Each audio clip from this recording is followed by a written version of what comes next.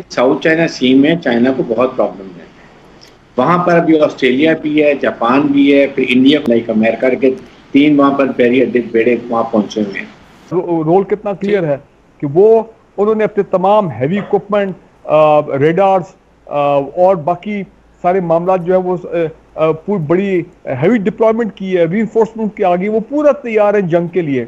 और जाहिर बात है प्राइम मिनिस्टर मोदी और इंडियन आर्मी की लीडरशिप पोलिटिकली, इकोनॉमिकली और उसके बाद अब मिलिटरीली। चीन और भारत के दरमियान सरहदी तनाज़े की भारतीय वजीर आज़म नरेंद्र मोदी ने लद्दाख का दौरा किया। ये दौरा क्यों किया गया, इसके पीछे क्या मकासद थे, आज प्रोग्राम में डिस्कस करेंगे। इस दौरे के दौरान नरेंद्र मोदी ने एक इंपॉर्टेंट स्टेटमेंट दी। मैं स्टेटमेंट आपको पढ़ के सुनाता हूं।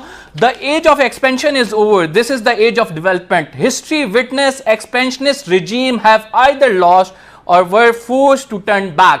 ये स्टेटमेंट नरेंद्र मोदी की जानिब से दी गई, जिसको इंटरनेशनल मीडिया ने बड़ा हाईलाइट किया कि ये चाइना के हवाले से दी गई है। भारत ने डिजिटल स्ट्राइक की और डिजिटल स्ट्राइक में इस भारत ने टिकटॉक समेत 59 ऐप हैं चाइनीज जिन पर पाबंदी लगा दी। एक तरफ तो चाइना को वो जवाब देता है, भारत का रवैया है इस पर जो है इंटरनेशनल तंजीमें भी खामोश हैं और लोग बाकायदा सोशल मीडिया पर टैग कर रहे हैं, यूएन को टैग कर रहे हैं, यूएनएचसीआर को टैग कर रहे हैं कि ये तमाम चीज़ें हो रही हैं और इनका कोई नोटिस लेने वाला नहीं है। करते हैं फारूक साहब, आपके जाने पहले आऊँगा कि नरेंद्र मोदी का लद्दाख में जो विजिट है और जो तकरीर की गई है, इसको आप किस तरह से देखते हैं? आज ही खबर आई है कि $2.4 बिलियन का एमरजेंसी में वो जा रहे हैं रशियन के पास कि हमें को 30-32 जहाज आप दे दें।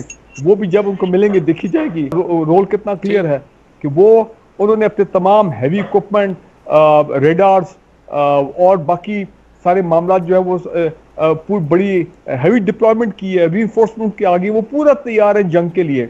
और जाहिर बात है प्राइम मिनिस्टर मोदी और इंडियन आर्मी की लीडरशिप पोलिटिकली, इकोनॉमिकली और उसके बाद अब मिलिटरीली। और लद्दाख के दौरे में खसूसन जो तकरीर की गई है, मैं चाहता हूं कि उस पर भी आप रोशनी डालें। मैं अब्दा आपसे सवाल करूंगा, जो स्टेटमेंट दी गई है नरेंद्र मोदी की जानिब से, इस पे आपका तज्जिया चाहूँगा। The age of expansion is over, और फिर उन्होंने कहा कि expansionist regime have either lost or were forced to turn back.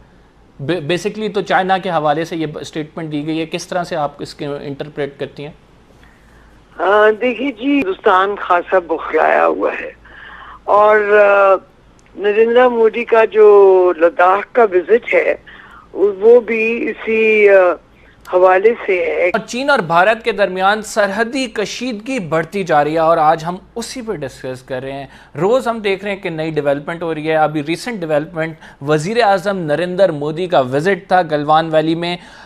इसके अलावा इंडिया की जानिब से, वज़ारत ख़ारजा की जानिब से उनकी स्टेटमेंट जो दी गई है उसे मैं डिस्कस करना चाहूँगा। देखिए, पहली बात तो ये है कि ये सारा मामला तो प्राइम मिनिस्टर मोदी ने शुरू किया था 5 अगस्त को, जब आर्टिकल 370 उन्होंने इन्वोक किया और लद्दाख को जो है वो मर्ज कर लिया इन दी इंडियन यूनियन, जो ज़ाहिर बात है चाइना को एक्सेप्टेबल नहीं है।